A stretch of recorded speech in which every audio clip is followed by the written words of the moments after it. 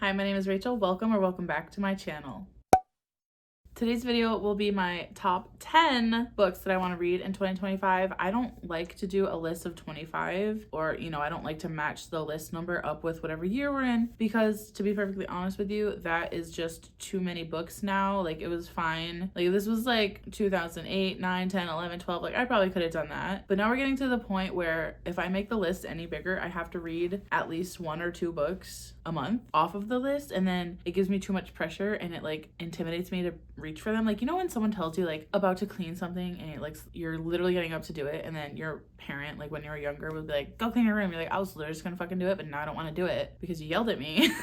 That's how this list feels to me. It feels like someone telling me what to do. So I'm keeping it to 10 so that way the number of books doesn't feel like my mom yelling at me to go clean my room when I was already going to. That probably didn't make sense to anyone but me. Before I get into my list for this year, I wanted to go over my list that I had made in 2024 and see if I finished any of those. Spoiler alert, I didn't finish the list. So off of my 2024 list of 10 books to read last year, I finished 3 of them and I DNF'd 1.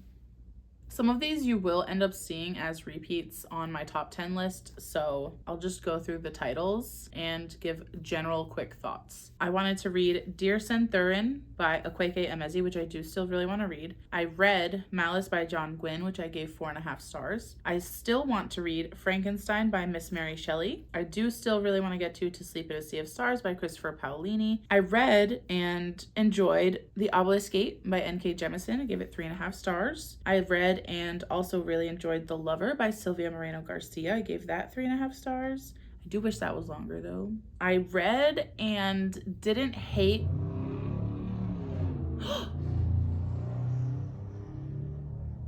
that car just almost hit another car and then sped away. Okay, anyways. I read and didn't hate but wasn't fully in the mood for The Lies of Loch Lomor by Scott Lynch, so I did soft DNF that. I have it on ebook. I think I am going to try it again, but I will be unhauling my physical copy. I still need to read The Shadow Rising by Robert Jordan. I want to restart The Wheel of Time because it's been so long since I read the last 3. That's why I didn't pick this up last year. I really need to get to A Day of Fallen Night by Samantha Shannon, and I do still want to prioritize Leviathan Wakes. Oh,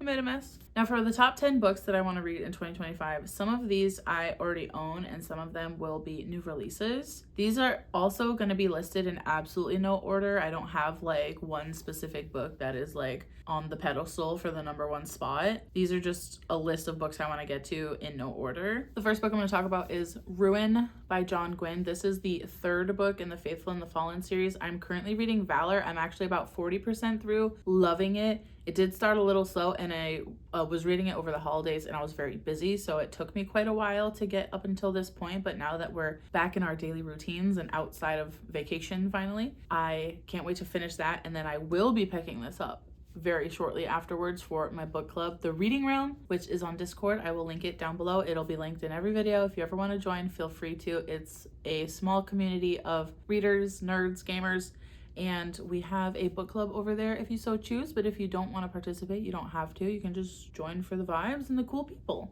But the Faithful and the Fallen series is about a couple of people.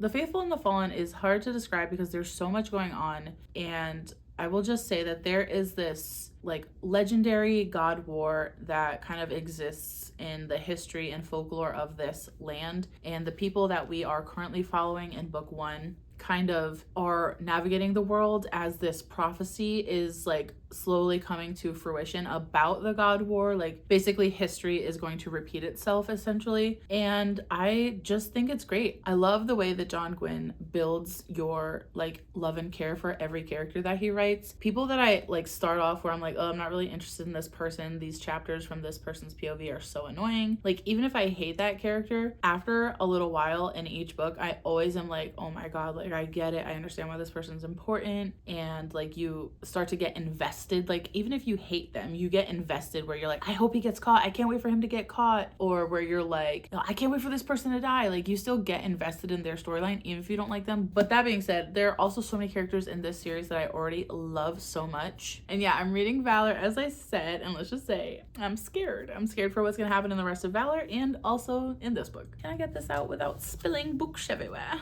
The next book I want to get to this year is Amari and the Despicable Wonders. I love, love, love the first 2 books in the series. I think that Amari is such an endearing character, and I feel like her story is honestly just so fun. It's like Men in Black, but for kids. There's a world, there's like a secret magical sci-fi-esque world like hidden within the human world, and these incredibly talented children who are part of that world and like help keep it in check and like go through this training to be like investigators and like the lawmakers of this like magical place. And so fun. And I love Amari so much. The only reason I haven't read this yet is because I know it's going to be a little while until we get book 4, and right now it's like I could pick it up and read it whenever I want. So like I could have Amari back in my brain whenever I feel like it, but once I read it, then I'm like stuck waiting with everybody else. So I just haven't picked it up yet. But this is a fantastic middle grade series and one that I will cherish forever, and I can't wait to read it to my son when he gets a little older. The next book I want to read this year is The Last Phi Hunter by Selene Goldenberg. This book sounds like it's gonna be so much fun. This is about a Phi hunter whose name is X, and he lives in a kingdom where like things are starting to change. They are moving like away from like tradition and stuff like that, and he's trying to keep his trade alive. I believe that he is a demon hunter, and he's on the hunt for one demon in particular who is called Shar Allah, which is the demon of nightmares, and it's like his like unicorn. Like, this demon has eluded him for decades.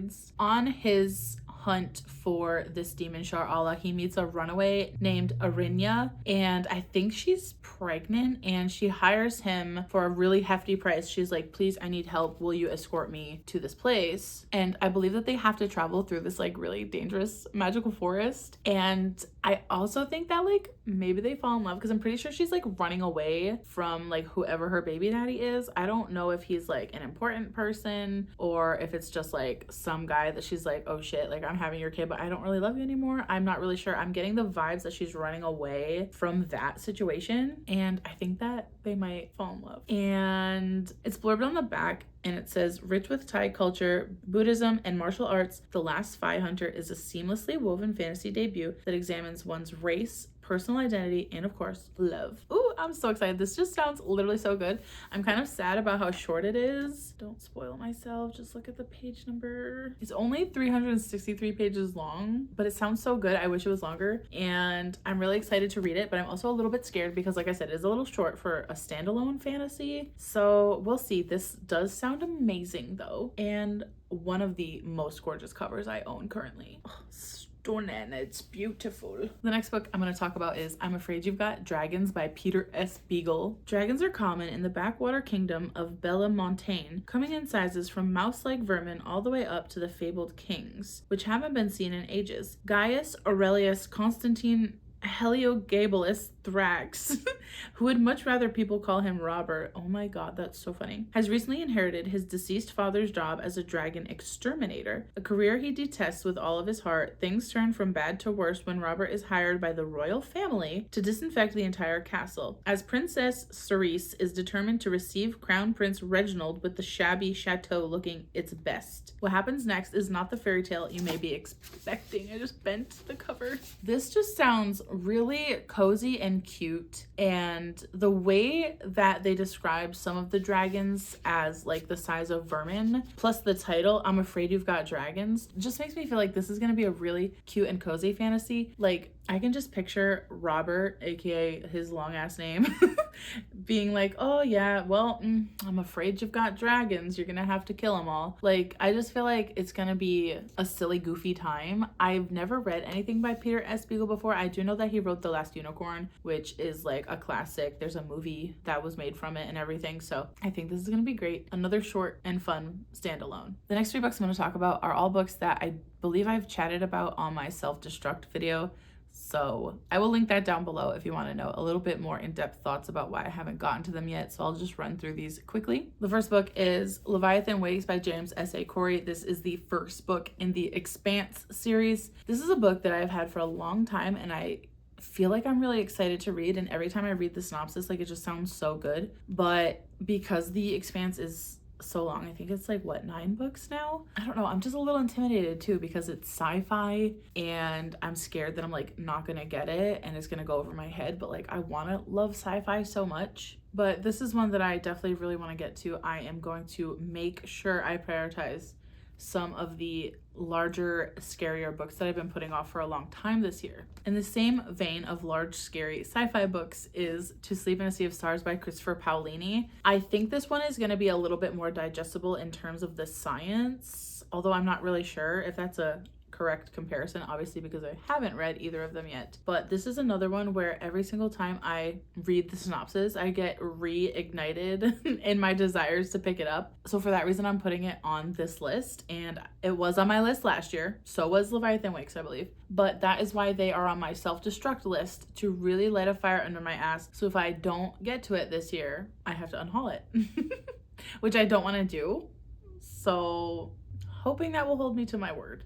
And the last one that's on my self-destruct list is Senlin Ascends by Josiah Bancroft. This one, I don't know why I haven't picked it up yet. It's not really as big or intimidating as the other two. This is under 400 pages, and I could have probably banged this out in a couple days if I had just bothered to pick it up. This is one that I'm definitely still interested in, and I could not give you a valid reason as to why I haven't picked it up yet. I don't really have an excuse for that one, but I do still want to read it. Like, it does still intrigue me. Again, this is one where every time I read the synopsis, I'm still excited to get to it. I think it's just a combination of like having reader ADHD, where I bounce from thing to thing, and trying to like keep up with newer releases. Sometimes I'm like really interested in a lot of things that are getting published that year, and sometimes I'm more interested in backlist things. And I feel like for 2025, I want to find a balance, because if you've watched my anticipated releases video, there are so many good books coming out this year. But with that being said, I do want to get to some of the older books on my shelves as well. The next 3 books I'm going to talk about are 3 books off of that 2025 anticipated releases video, which I go into great detail for the synopsis on these books and when they're coming out. So I will link that down below also. The first one is Bury Our Bones in the Midnight Soil by V.E. Schwab.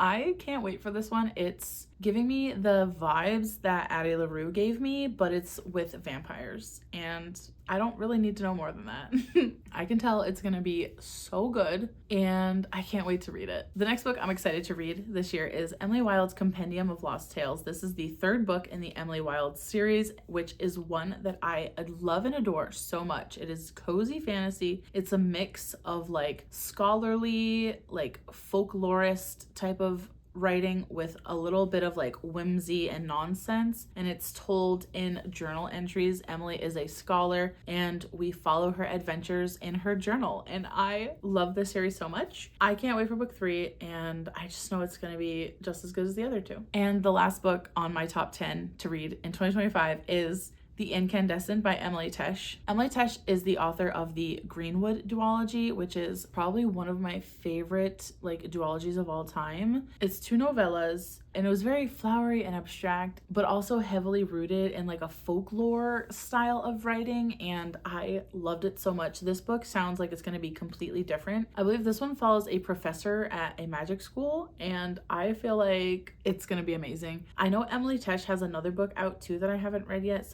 but based solely on the fact of how much I loved the Greenblood duology, I am fully trusting Emily Tesh to blow me away with her newest book, and I can't wait to get my hands on it. Let me know some of your top books that you're excited to read in 2025, and if we have any books in common on our lists. If you've made it this far in the video, leave the rocket ship emoji down in the comments, and I'll see you in the next one. Bye!